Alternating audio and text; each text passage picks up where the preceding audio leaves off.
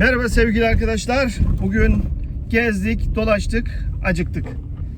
Şimdi bu arkadaşlarla birlikte yemeğe gidiyoruz. Bu vatandaşlarla birlikte. Yiyecekler, içecekler hesabı ben ödeyeceğim. Görüşürüz. Evet, nereye gidiyoruz? Ahmet Usta'ya gidiyoruz.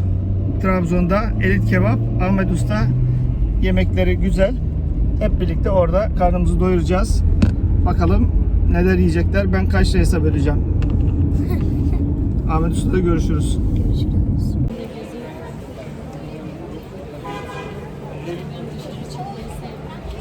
Ahmet Usta'ya geldik. Şimdi giriyoruz içeri. Bakalım neler var.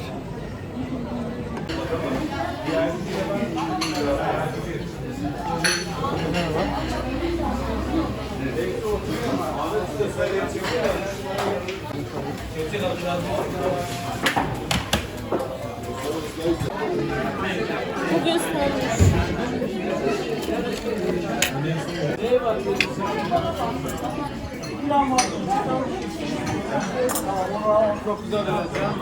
Şunu ben alabilir miyim?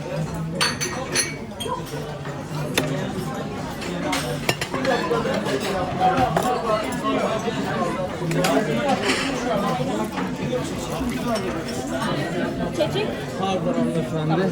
Baba. Ben ayran alayım.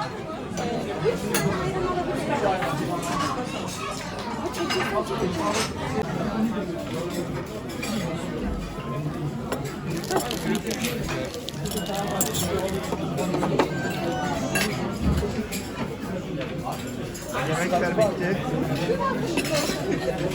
Şimdi çayımızı içiyoruz. Ne değildi?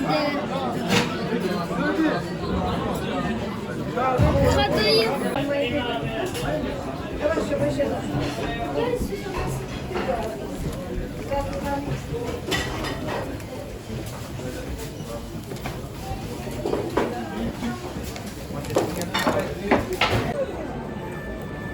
Bu akşamki hesabımız 213 TL tuttu.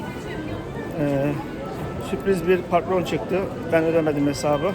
Eşim ödedi. Çok mutluyum. Hepinize teşekkür ederim. İyi akşamlar.